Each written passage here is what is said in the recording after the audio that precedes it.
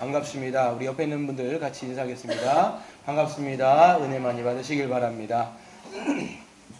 네, 우리가 출애굽기를 같이 공부하고 있습니다. 하나님께서는 이제 이스라엘을 구원하기 위해서 모세라고 하는 지도자를 부르셨습니다. 부르신 다음에 애굽에 이제 바로에게 가가지고 내 백성을 보내라는 거예요. 그러면 그 백성들이 나를 섬기게 할 것이니까 보내라는 거예요. 황당하지요. 어떻게 보면 430년 동안 한 제국의 노예로 살았던 사람들이 나간다라고 하는 것은 불가능한 겁니다. 당연히 바로도 그것을 그냥 내주는 것은 바보 같은 짓이지요. 그렇기 때문에 끝까지 내어주지 않을 거라는 것을 모세도 아는 것입니다. 그럼에도 불구하고 하나님께서 강한 손과 편팔로 내가 칠 것이기 때문에 너는 가서 그냥 내 말만 그냥 고스란히 전하라고 말씀을 하시지요. 근데 모세가 가갖고 말을 했더니 당연히 마음을 강팍하게 해서 안 듣는 것은 당연한 것입니다. 그래서 하나님은 그때부터 이제 재앙들을 쏟아내시는데 우리가 지난 시간에 보셨죠? 우리가 첫 번째에서 9가지 재앙까지 봤습니다. 마지막 재앙을 보진 않았는데요. 그래서 첫 번째 재앙부터 9가지 재앙까지 막 이제 그 치시는 것을 보게 됩니다. 처음에는 뭐 나일강을 피로 만들었다가 뭐 개구리가 올라왔다가 뭐 메뚜기가 올라왔다가 막 우박이 내렸다가 그러면서 애굽의 전 지역을 초토화시키는 것을 보게 되는 것입니다. 그리고 이 하나님께서 이 9가지 재앙을 그러니까 재앙들을 통해서 보여주시는 게 뭐냐면 누가 진짜 신인지를 보여주시는 거예요. 애굽인들이 그동안 신이라고 믿었던 것들이 얼마나 거짓되며 얼마나 아무것도 아닌 헛되다라는 것들을 보여주면서 그것들을 다 치시고 심판하시고 진짜 하나님이 누구신지 여호와가 신이라는 것들을 그 재앙을 통해서 보여주신 것을 우리는 보았습니다. 그럼에도 불구하고 이제 바로는요 마음이 안 들었습니다. 계속 강파하게만 먹죠. 그 정도 됐으면 좀 마음을 돌이켜가지고 보내줄 법한도 한데 안 보내줘요. 그냥 뭐 계속 안 보내주고 붙들고 마음이 또 강팍해지고 그런 것을 통해서 보면 얼마나 인간이 고집스러운지 알 수 있어요. 뭔가 좀 상황이 바뀌어지면 조금 괜찮아질 것 같으면 그런데도 또다시 안 하는 거죠. 바로가 그랬다라는 거예요. 그랬을 때 하나님은 결국은 마지막 재앙까지 이제 보내시는 거죠. 근데 여기서 이제 사실 바로가 마음이 열렸으면 안 되는 거예요. 하나님은 10가지를 준비하셨기 때문에 10가지를 다 쏟아 부으셔야 되는 거예요. 그래서 결국은 마지막 심판을 감행하시는 모습을 보게 되는데 그게 우리는 하진 않았지만 11장을 잠깐 제가 스케치를 해드리고 넘어가도록 하겠는데요. 하나님이 결국은 이제 모세를 부르십니다. 1절 보세요. 모세에게 이르시되 내가 이제 한 가지 재앙을 바로와 애굽에 내려 후에야 그가 너희를 여기에서 내보낼 것이다. 그가 너희를 내보낼 때에는 여기서 반드시 다 쫓아낼 것이다. 마지막 딱 한 가지가 남았다라고 말씀을 하시는 거죠. 그런데 그냥 너희들이 나가는 것이 아니라 2절에 보시면 너희들이 나갈 때에 거기에 있는 애굽인들에게 은금 폐물들을 다 받아가지고 빈손으로 나가는 것이 아니라 꽉꽉 채워가지고 나갈 것이다 라고 하나님이 말씀을 하시는 겁니다. 그러면서 이제 모세에게 바로에게 가가지고 4절부터 보시면 어떤 재앙이 있을 것인지를 말해주라고 얘기해요. 어떤 재앙이냐면 4절 보시면 모세가 바로에게 이르되 여호와께서 이와 같이 말씀하시기를 밤중에 내가 애굽 가운데로 들어가리니 하나님의 사자가 애굽 전체를 확 지나가시는 거예요. 그러면서 어떻게 하시냐? 애굽 땅에 있는 모든 처음 난 것은 다 죽이는데 그게 누구냐면 대상이 누구냐면 왕위에 앉아있는 바로의 장자로부터 맷돌 뒤에 있는 몸종의 장자와 모든 가축의 처음 난 것들은 싹 다 죽여버리겠다는 거예요. 네. 머리 위에 있는 그 장자, 바로의 장자부터 저기 있는 짐승의 첫 새끼까지 내가 싸그리 다 죽였다. 여러분 장자가 뭔지 아십니까? 장자는 그 가정을 대표하는 거예요. 그러면 장자가 죽으면 누가 죽은 거예요? 그 가정 전체가 심판받았다는 얘기입니다. 그런데 나중에 보면 그 애굽에서 장자가 안 죽은 집안이 있어요, 없어요? 하나도 없어요. 이건 뭐예요? 애굽 전역 전체가 심판을 받았다라고 하는 이야기를 할 수가 있는 것이죠. 그 엄청난 큰 부르짖음이 있을 것인데 라고 얘기하는데 이 정도 됐으면 바로는요. 아이고 내가 보내주겠습니다. 이렇게 얘기해야 되는데 여기서 또 마음을 안 들이켜요. 하나님이 준비하신 거기 때문에 준비하는 것을 받을 때까지는 안 돌이킨다라는 거예요. 그래서 보시면 그러나 좀 얘기하면서 하나님께서는 이 애굽과 이스라엘 자체를 구별하셔서 그 이스라엘 백성들에게는 개 한 마리도 혀조차도 내가 손을 대지 않을 것이다 라고 말씀하시는 모습을 보는 거죠. 근데 안 돌이켜요. 그러니까 모세가 어떻게 했습니까? 심히 8절에 보시면 왕의 이 모든 신하가 내게 내려와 내게 절하며 이르기를 너와 너를 따르는 온 백성은 나가라 한 후에야 내가 나가리라 하고 심히 노하여 바로에게서 나오니라.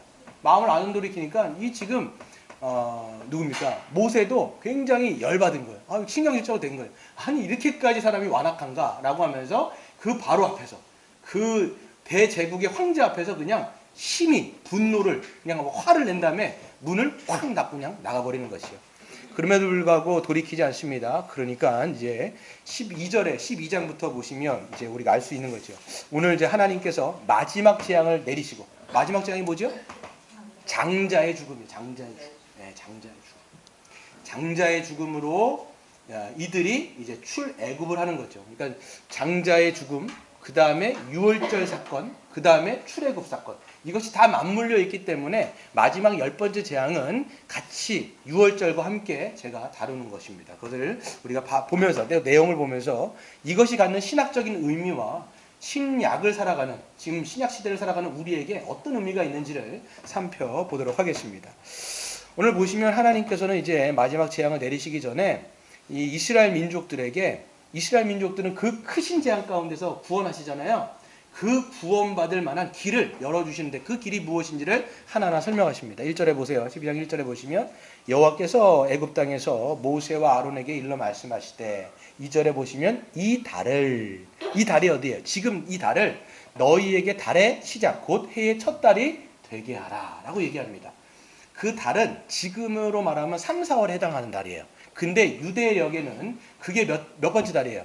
첫 달이 되게 하는 거예요. 그게 6월절이 그렇기 때문에 유대인들에게는 첫째 달인 거예요. 우리의 새해가 되는 겁니다.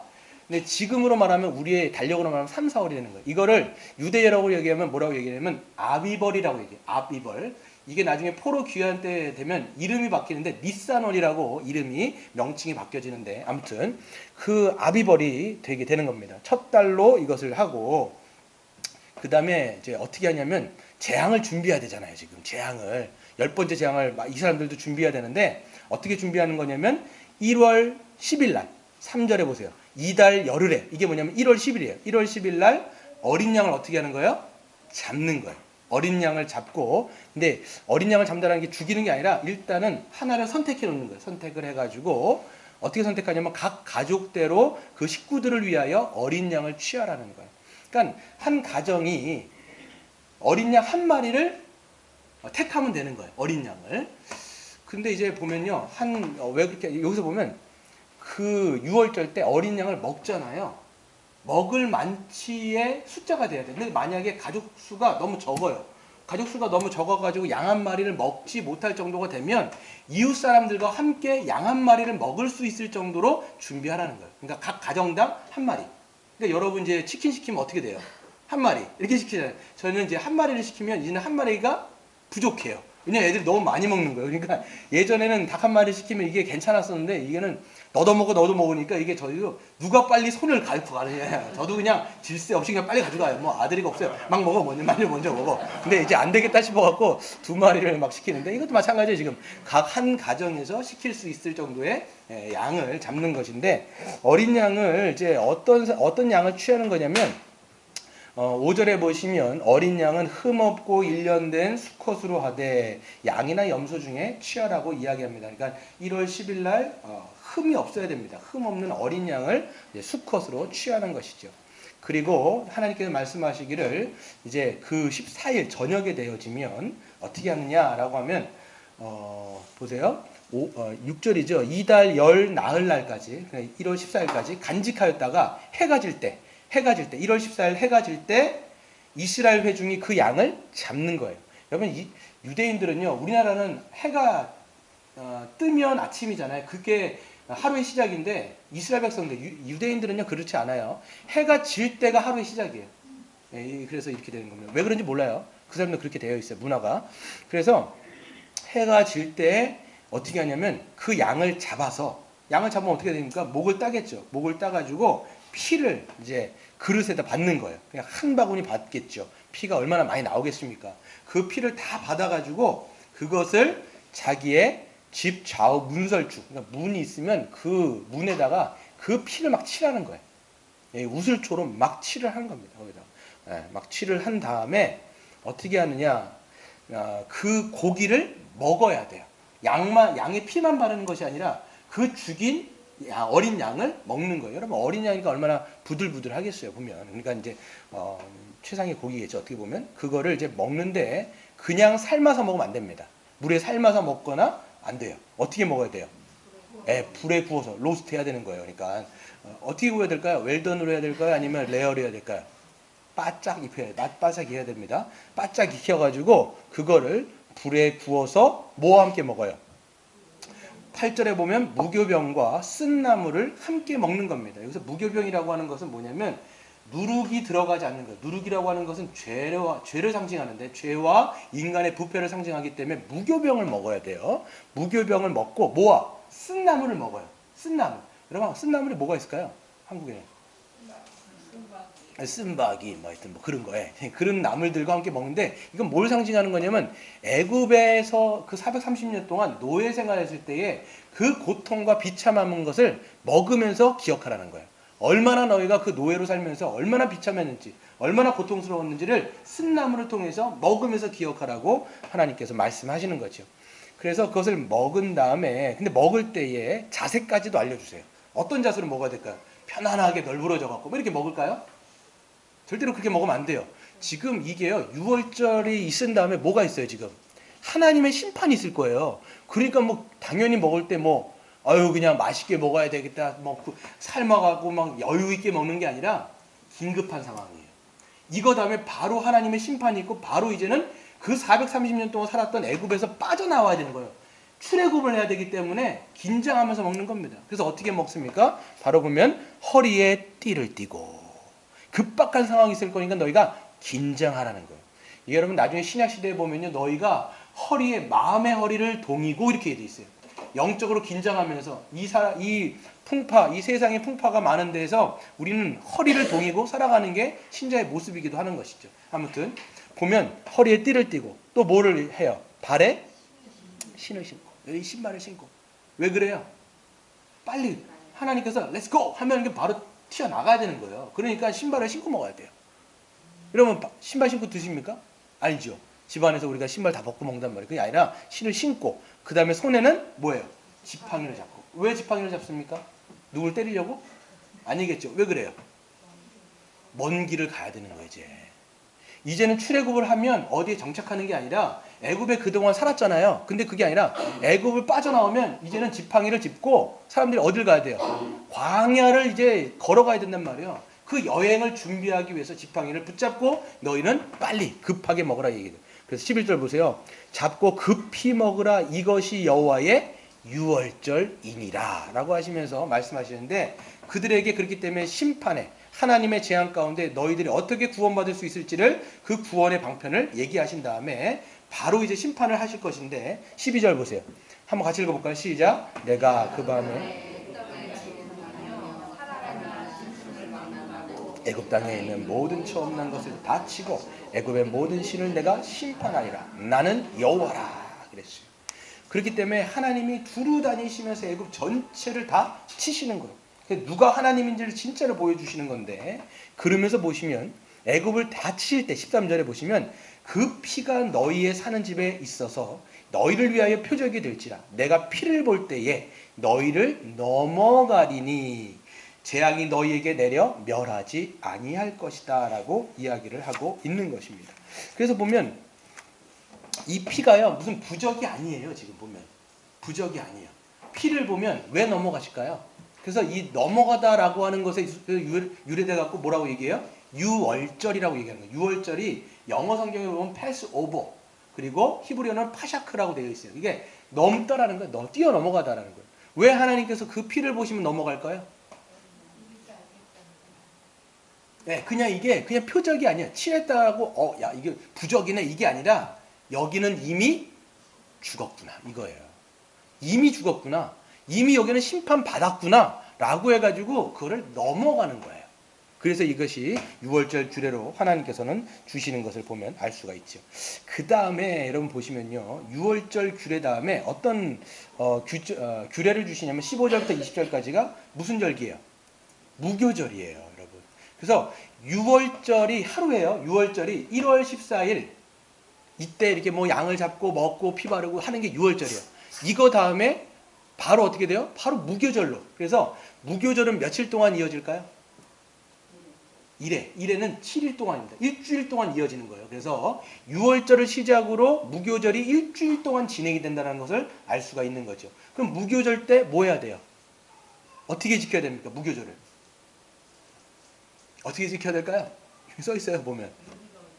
유교병을 절대로 먹지 말으라는 거예요. 너희 집에 있는, 근데 이제 뭐 나왔으니까 없겠죠. 그러니까 누룩이라는 게 들어있는 것을 절대로 입에는 대서는 안 돼요. 그리고 나중에 지금도 여러분 유대인들 철저하게 지키는 사람들은 집안에 누룩이 있나 없나를 살펴요.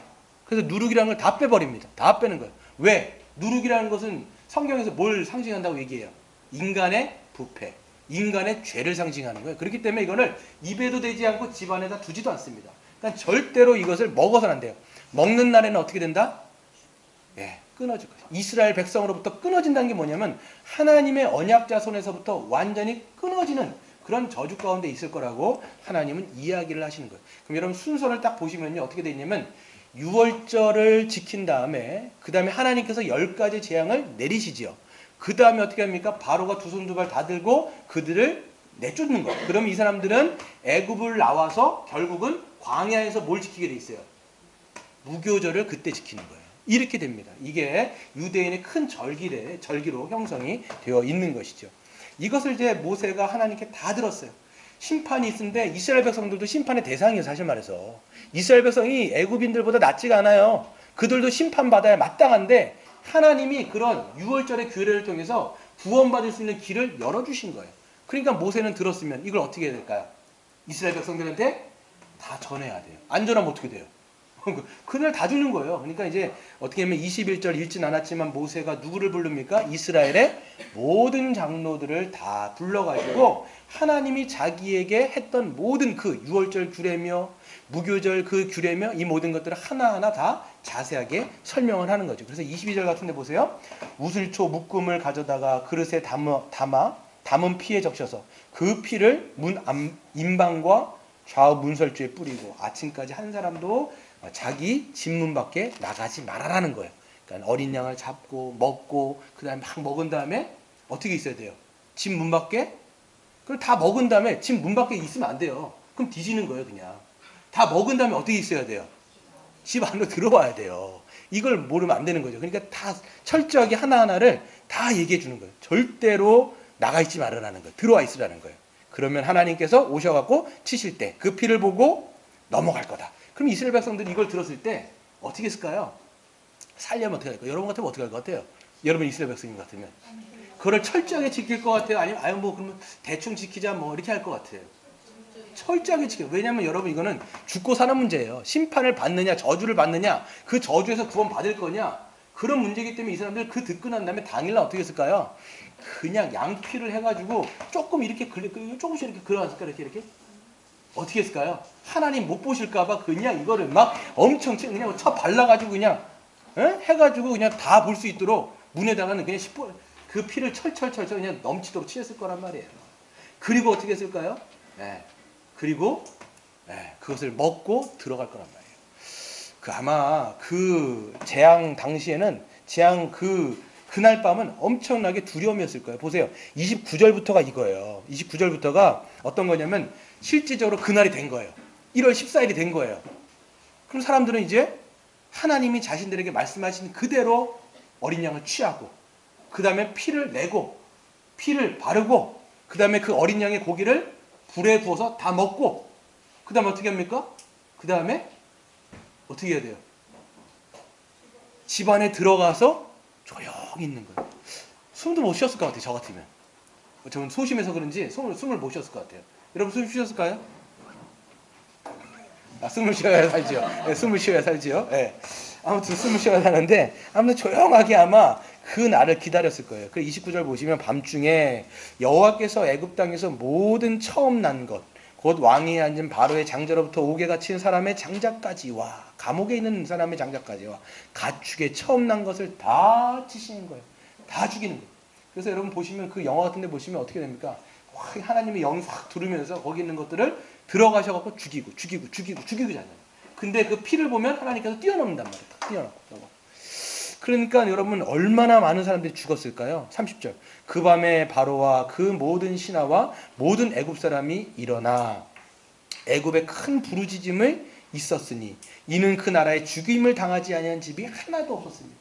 여러분 애들이 죽어나갔다고 생각해보세요. 장자가 다 죽어나갔다고 생각해보세요. 얼마나 여러분 그 집안이 애곡 이거는 전무후무한 통곡이 있는 거예요. 예전에 여러분 세월호 사건 때 안산에 여러분 애들 많이 죽었었잖아요. 그때 여러분 거기는 완전 초상집뿐이었어요. 여러분 그때 보면요.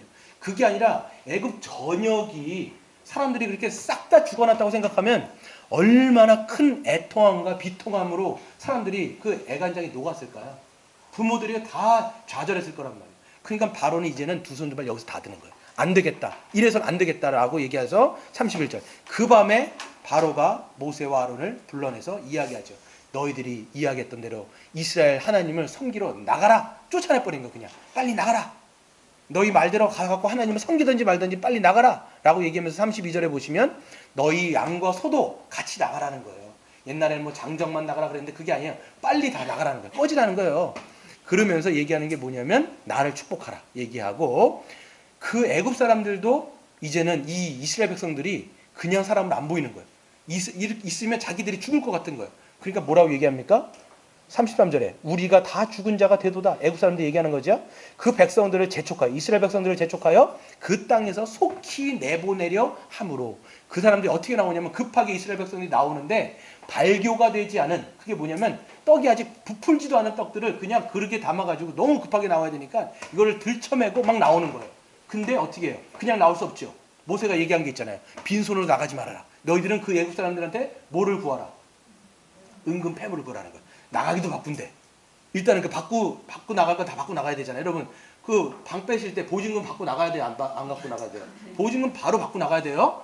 보증금 받으시길 바랍니다. 네, 아무튼 보증금 받고 나가야 되니까 이 사람들도 은금 패물이면 다 받는 거예요. 이게 뭐냐면 430년 동안 일했던 무노동으로 일했던 그 노동의 대가를 받고 가는 거예요.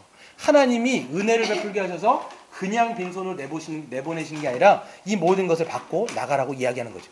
그래서 그 사람들이 드디어 430년 만에 그 애굽을 탈출을 한 거예요. 이스라엘 백성들에게는 해방이요. 그것이 이제 자유를 맞는 그런 국가의 큰 날이라는 거예요. 그래서 보면 37절 이스라엘 자손이 라암셋을 떠나서 숫곳에 이르니 라암셋이라고 하는 것은 고센 전체 지역의 하나의 작은 곳이 라암셋인데 거기를 떠나서 숫곳이라는 곳에 이르렀습니다. 근데 몇 명이 있어요? 장정만 60만이에요. 유아, 그 다음에 노인들, 그 다음에 여자 다 하면 몇 명이었을까요? 그 사람이 200만이나 되어지는 수많은 사람들이 다 나왔는데 거기에 딸려 나온 사람들이 있습니다. 38절에 보면 뭐라고 돼 있어요? 수많은 잡족과 양과 소와 심이 많은 가축들이 그들과 함께 있는 거예요.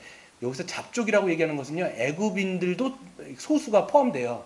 그리고 이스라엘 백성들이 아니지만 함께 그냥 나온 거예요. 이 사람들이 그 하나님을 섬기려고 나오는 거죠. 그리고 가축들이 수많이 나왔으니까 얼마나 여러분 수많은 사람들이 나왔겠습니까? 그래서 그 광야에서 그들이 어떻게 합니까?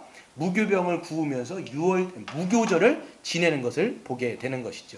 41절 보세요. 한번 같이 읽어볼까요? 시작. 430년이 끝나는 그날에 여호와의 군대가 다 애굽 땅에서 나왔은즉 이 밤은 그들을 애굽 땅에서 인도하여 내심으로 말미암아 여호와 앞에 지킬 것이니 이는 여호와의 밤이라 이스라엘 자손이 다 대대로 지킬 것이니라. 아멘.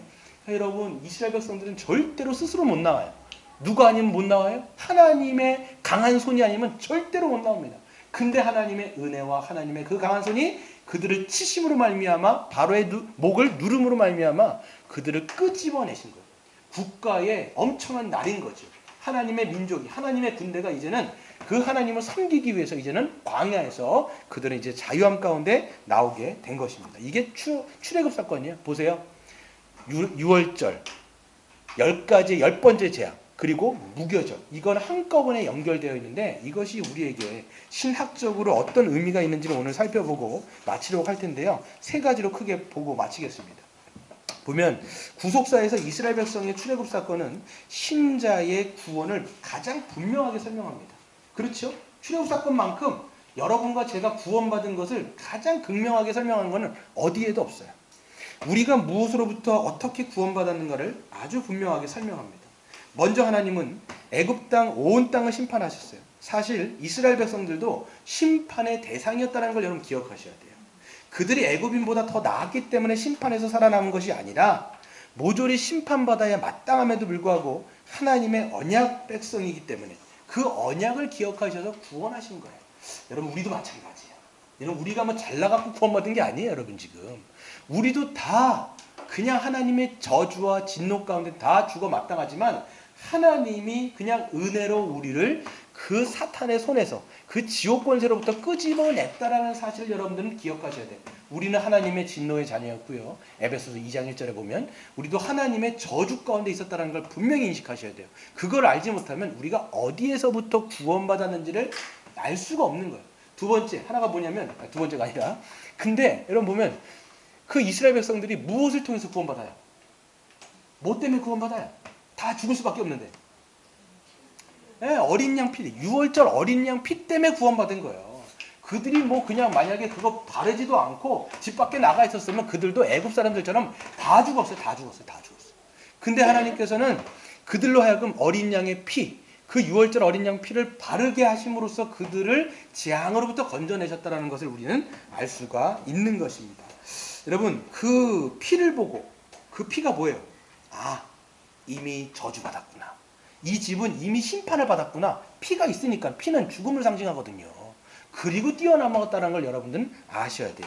이것은 우리의 구원을 선명합니다. 어린 양은 누구를 예표할까요? 예수 그리스도.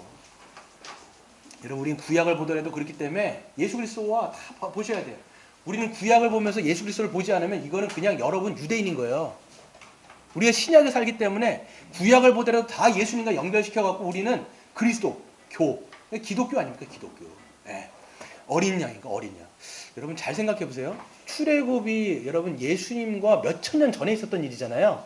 근데 예수님은 그 출애굽 때 6월절 어린 양을 자기 자신으로 인식하고 있다는 놀라운 사실이잖아요. 몇천 년 전의 일인데 그걸 자기로 인식하고 자기도 얘기합니다. 그리고 세례 요한도요. 뭐라고 얘기합니까?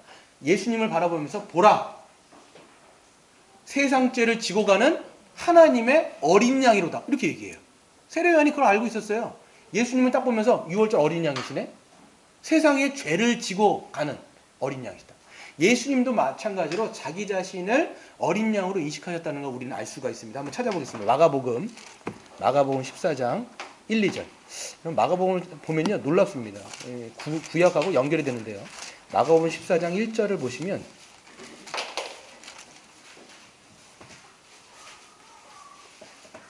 예수님의 십자가 사건이요. 6월절 때 있어요. 보시면 12절에 보세요. 12절에 보시면 14장 12절에 보시면 한번 읽어보세요. 시작.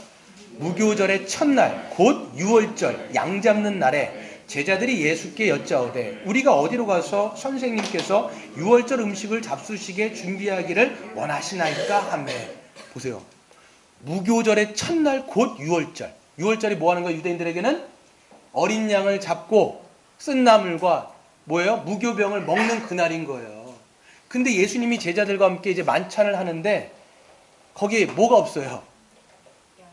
양이 없어요. 보면 어린 양을 구워서 로스트해서 먹어야 되잖아요.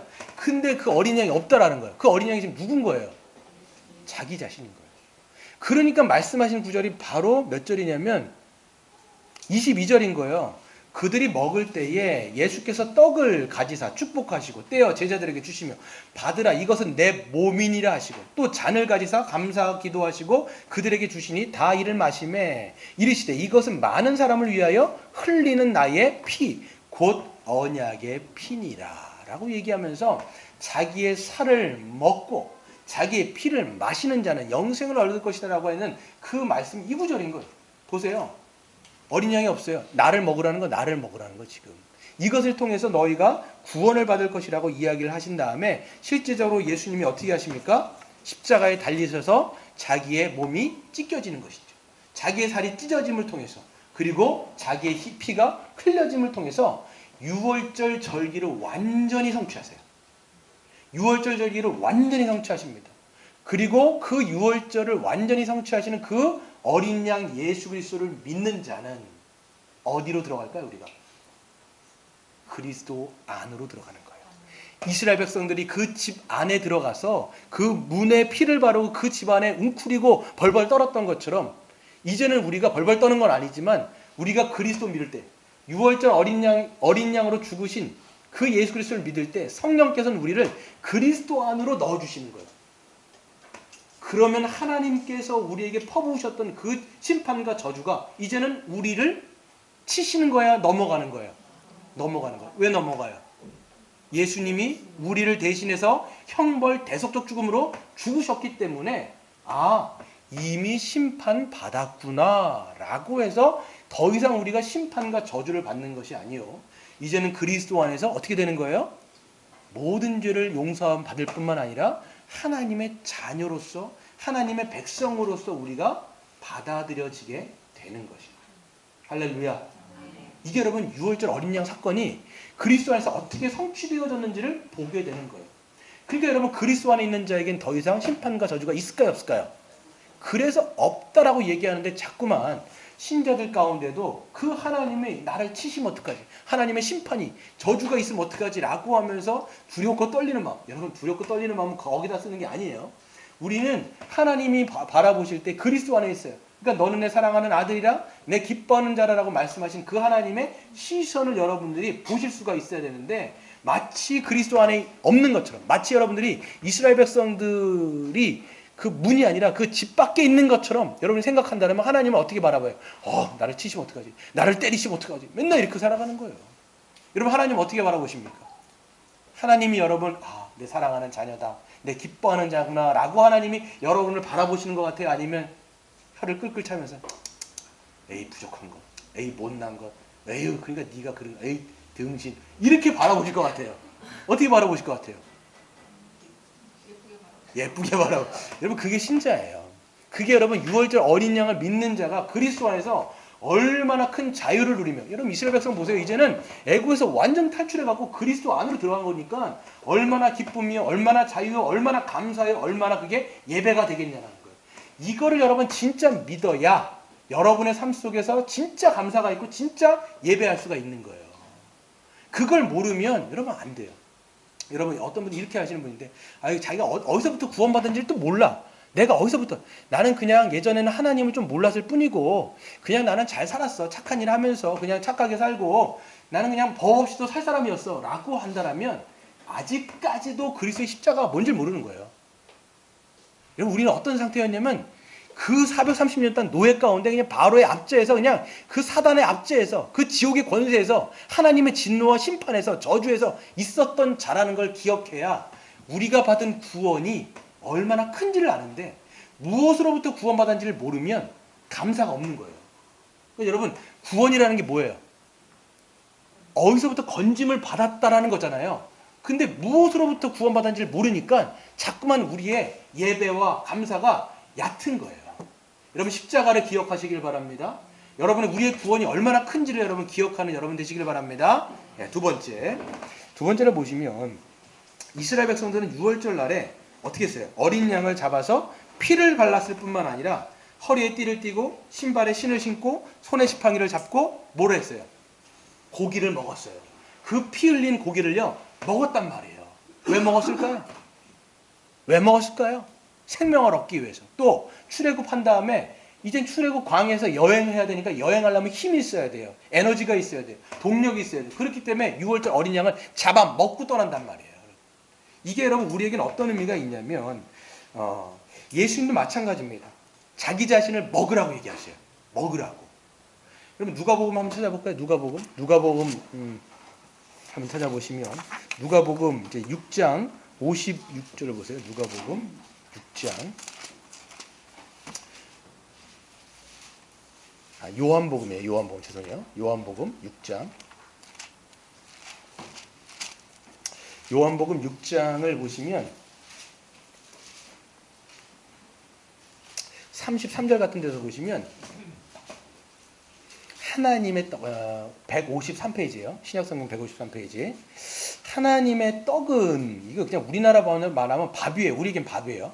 하나님의 밥은 하늘에서 내려 세상에 생명을 주는 것이라. 나는 생명의 밥이니, 이렇게 얘기돼요. 35절 같은 데서. 내게 오는 자는 결코 줄이지 아니하리라 할 터이요 나를 믿는 자는 영원히 목마르지 아니하리라. 예수님께서 뭐라고 말씀하시냐면 나의 살을 먹고 나의 피를 먹고 마시지 아니하는 자는 그 안에 영생이 없을 것이다. 이렇게 얘기하니까 사람들이 듣고 뭐라고 얘기해요? 아유, 선생님 아주 얄궂은 말씀하시네요. 그 어떻게 그 살을 먹고 어떻게 피를 먹습니까? 그러니까 이육을 먹는 식인종도 아닌데. 이렇게 하면서 많은 사람들이 이 말을 이해를 못해가지고 예수님의 제자들 무리들이 많이 떠납니다. 그러니까 제자들도 막 이해를 못하니까 예수님 말씀하시죠. 너희들도 떠나려 하느냐? 그랬을 때 베드로가 뭐라고 얘기했냐면 영생의 말씀이 당신에게 있는데 우리가 어디를 가겠습니다라고 이야기하는 그 구절이 여긴 거예요. 여기서 보면 예수님 당신은 뭐예요? 당신을 먹으라는 거예요. 자신의 살을 먹고 자기의 피를 마시라는 거예요. 여러분 어떻게 먹고 마셔야 돼요? 그걸 먹고 마시지 않으면 우리에게 생명이 없대요. 어떻게 먹어요? 예수님이 계시지도 않는데 뜯어 먹으려고 해도 없잖아요 지금. 네. 일단은 첫 번째는 뭐냐면 여러분이 그리스도를 믿을 때 성령께서는 우리를 어디로 데리고 가신다고요? 그리스도 안으로 데리고 가셔서 그분과 연합하는 것이 바로 뭐냐면 그분의 살을 먹고 그분의 피를 마셔서 우리가 그분으로 말미암아 영생을 얻게 되는 것이 일어나는 거예요, 여러분. 그러니까 여러분 생각하게 될 게 뭐냐면 나는 정말 예수 그리스도를 나의 주와 그리스도로 진짜 참되게 믿느냐, 그분을 진짜 내가 영접했느냐, 이거부터 점검하셔야 돼요. 그것을 여러분이 영접하지 않았다면, 그분을 참되게 믿지 않는다면 그분을 먹고 마신 게 아니에요. 그분과 연합되어 있다는 거. 연합되어 있다는 건요, 되게 피상적인 거예요. 요한계시록의 말씀, 그래서 뭐라고 말씀하냐면, 내가 너희들 마음 가운데서 뭐라고 얘기해요? 문 밖에서 문을 두드리노니, 너희가 마음 문을 열면, 내가 너희 안에서 들어가 너희들과 함께 더불어 내가 먹을 것이다 얘기하는 거예요. 여러분, 그리스도가 여러분 안에 있습니까? 예수님은요, 우리 안에 계시진 않을 거예요. 왜냐 그러면 예수님은 지금 하나님 보좌 우편 가운데 계시고 그분의 영인 성령이 여러분 안에 오신다면 그분을 우리가 먹고 마시는 거예요. 그분이 우리 것인 거예요. 그래서 그분의 피와 살이 우리의 영양분이 되어져서 우리가 새 생명을 얻게 되어지고 이 거친 광야 같은 세상 가운데서 이 에너지를 얻어서 우리가 살아갈 수 있는 힘을 주시는 게 누구예요? 예수 그리스도인 거예요. 뿐만 아니라 그분은 한 번 먹으면 안 돼요. 한 번 먹어서는 안 됩니다. 날마다 먹으셔야 돼요. 날마다 그리스도를 먹고 마셔야 돼요. 어떻게 먹고 마십니까? 아까 말씀하신 대로 말씀을 먹어야 돼요. 그래서 여러분 이 성경이 뭐냐면 하나님께서 예수 그리스도의 말씀이에요. 여러분이 예수 그리스도를 믿는다라고 하는 건 뭐냐면 그분의 말씀을 믿음으로 먹고 마실 때 날마다 우리의 삶 속에서 영양분이 생겨나는 거예요. 영적인 영양분이 있어야 돼요. 그래서 우리가 주기도문 할 때 뭐라고 돼 있어요? 하나님 우리에게 일용할 양식을 주옵소서. 이 일용할 양식이라는 것은요, 육적인 양식도 있지만 영적인 양식이 있어요. 그러면 우리는 어떻게? 하나님 영적인 양식을 주세요. 그럼 하나님 뭐라고 말씀하실까요? 니들이 좀 먹어라. 니들이 좀 먹어라. 내가 좀 너희들한테 그냥 주는 게 아니라 다 줬지 않냐 이거. 양식 줬으면 내가 어떻게 숟가락까지 너희들 떠주랴? 니들이 먹어야지. 이렇게 얘기하는 거예요. 그러면 여러분들이 언제 그걸 말 수 있느냐? 설교 시간에 이 설교자를 통해서 선포되어지는 말씀을 믿음으로 아멘 할 때 여러분 그건 뭐냐면 그리스도를 먹고 마시는 거예요. 그분과 연합되어지는 거예요. 뿐만 아니라 어떻게 합니까? 우리가 소그룹 시간 있잖아요. 우리가 주일날 소그룹 시간 때 함께 말씀으로 피차 가르치며 권면하며 그 말씀을 여러분 마음 가운데 새길 때, 믿음으로 받을 때, 그리고 그 말씀으로 서로를 권면하고 함께 우리가 격려할 때 그 말씀을 어떻게 하는 거예요? 먹고 마시는 거예요. 여러분 먹고 마시면 어떻게 돼요? 여러분 음식을 여러분 풍성하게 먹으면 여러분 마음 가운데 어떤 마음이 있어요? 배가 부른 거예요. 배부르다 이런 거예요. 배부르다. 그러니까 여러분이 교회에 오시면 말씀을 충분히 먹으시면서 야 배부르구나. 하나님이 주신 은혜가 이렇게 배부르구나 라는 것들 여러분들이 경험하셔야 돼요. 이거가 없으면 삐쩍 꼬는 거예요. 그냥. 여러분 밥 안 먹으면 어떻게 됩니까? 기동이 안 돼요. 여러분. 움직일 수가 없어요. 힘이 없어요. 여러분. 그러니까 여러분 몇 끼 드세요? 3끼. 또 요즘에 2끼가 정상이라고 얘기도 하더라고요. 보니까 2끼 먹어도 괜찮다고 얘기하시는데 아무튼 밥은 2끼, 3끼 먹으면서 이 영적인 양식을 안 먹어. 그럼 어떻게 될까요? 육은 피둥피둥 막 살이 찌는데. 그렇죠? 피둥피둥 막 살이 찌는. 혹시 여러분 요즘에 아랫배가 많이 나오신 분 계십니까? 이렇게? 너무 막 살쪄가지고. 이건 막 살이 찌는데 영적인 우리의 모습은 아주 삐쩍 고른 거예요. 그건 뭐예요? 잘 된 거예요? 안 된 거예요? 어떻게 해야 돼요? 날마다 말씀을 먹음으로 말미암아 여러분 피둥피둥 영적으로도 살찌는 여러분 되시기를 바랍니다. 여러분 그리고 마지막 세 번째는요 보면 세 번째가 아닌데 두 번째 세 번째를 보시면 뿐만 아니라 우리가 믿음으로 성찬에 참여할 때 우리는 예수 그리스도의 살과 피를 먹고 마시는 거예요. 예수님이 제정하신 거룩하신 예식이 두 가지가 있어요. 뭐와 뭐예요? 세례와 성찬입니다. 성찬은 굉장히 중요한 거라고 말씀드렸어요. 성찬이 뭐냐면 여러분 설교 이게 말씀이 들리는 복음이라면 성찬은 보이는 복음이에요. 그러니까 성찬을 어떻게 합니까? 여러분들에게 보게끔 하는 거예요. 그래서 어떻게 해요? 그 떡을 띠므로 말미암아 그리고 포도주를 따름으로 말미암아 뭐라는 거예요 지금? 예수님의 살이 찢겨지고 예수님 피가 흘려짐으로 말미암아 우리가 구원받았다라는 것을 여러분 눈으로 보게끔 한다는 것이죠. 그렇기 때문에 이 성찬에 참여할 때 우리가 믿음으로 성찬에 참여할 때 이것을 기억하는 거야. 아, 내가 어떻게 구원받았구나. 주님의 이런 십자가에 어린 양으로 죽으신 예수님의 피로 말미암아 내가 구원받은 게 맞구나를 기억할 뿐만 아니라 더 중요한 건 뭐냐면 믿음으로 그것을 먹으면 그리스도와 그때 또 연합되어지는 것을 경험하게 되는 거예요.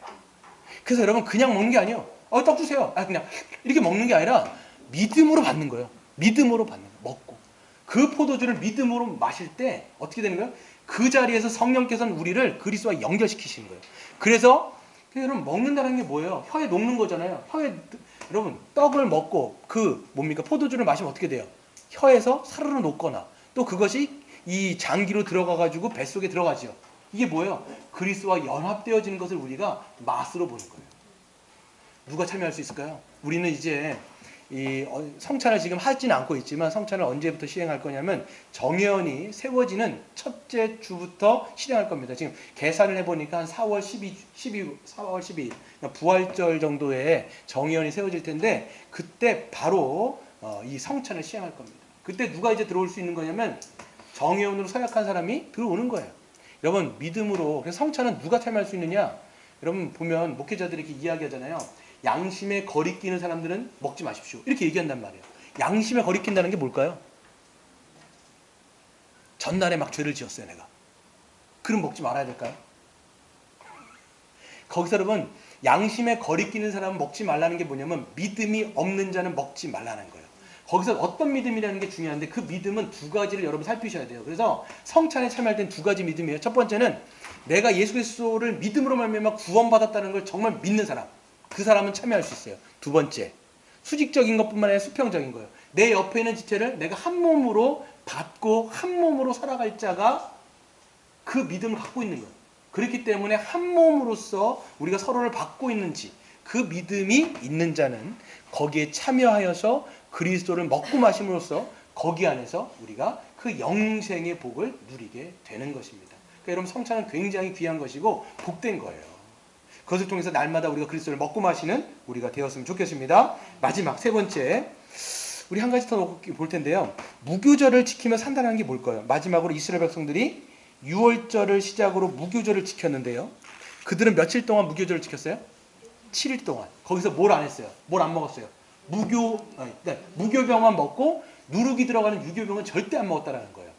그러면 그게 우리에게 의미하는 바가 분명히 있습니다. 하나님의 은혜로 구원받은 이스라엘 백성들은 이제 어떤 존재가 되었고 그렇기 때문에 어떻게 살아가는 것이 마땅한지를 보여주시는 거예요. 하나님의 구원받은 이스라엘 백성들. 이건 어떤 백성이 어떤 삶을 이제 요구하시는 거예요?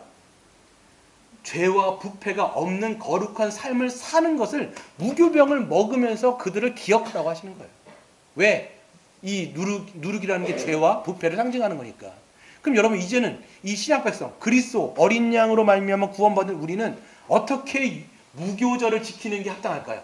우리 이제부터 막 집에 가셔갖고 누룩 같은 거 다 집안에서 제하시고 이렇게 사시겠어요? 어떻게 살면 될까요? 무교절 지켜야 돼야 안 지켜야 돼요? 지켜야 돼요. 어떻게 지키면 될까요? 어떻게 지켜야 될까요? 어떻게 지키는 게 무교절을 지키는 걸까요, 여러분? 요새 누룩 있어요? 그렇죠. 맞아요. 누룩 있어요. 예. 누룩은 이스트예요. 여러분 효소가 누룩이에요. 효소. 이스트가 누룩이란 말이에요. 그러니까 여러분 당연히 주변에 이스트 많죠. 근데 그거 뭐 다 떼고 얼마나 여러분 이스트가 안 들어간 빵 먹으면 되게 딱딱하고 맛없어요, 여러분. 그거 드시겠어요? 파리 바게트 같은 데 가갖고 누룩 없는 빵 주세요. 그러면 갖다 해 드세요. 그러지 뭐 그걸 주겠냐라는 거예요. 우리 마지막 말씀 하나 읽고 마치도록 하겠습니다. 고린도전서 5장. 이게 신약 백성들이 어떻게 유교절을 지키는지를 보도록 하겠습니다. 6절, 7절, 8절 같이 한번 읽어볼까요? 시작. 신약성경 268페이지입니다.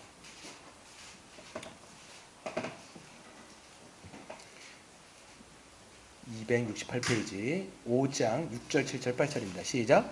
너희가 자랑하는 것이 옳지 아니하도다. 적은 누룩이 온 덩이에 퍼지는 것을 알지 못하느냐. 너희는 누룩 없는 자인데 새 덩이가 되기 위하여 묵은 누룩을 내버리라. 우리의 유월절 양 곧 그리스도께서 희생되셨느니라.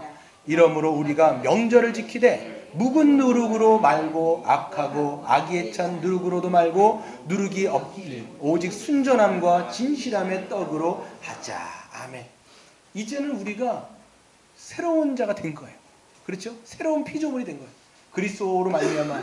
그렇기 때문에 이제는 이 유교절을 지킨다라고 하는 것은 뭐냐면 이제는 묵은 누룩으로 행하지 말아라는 거예요.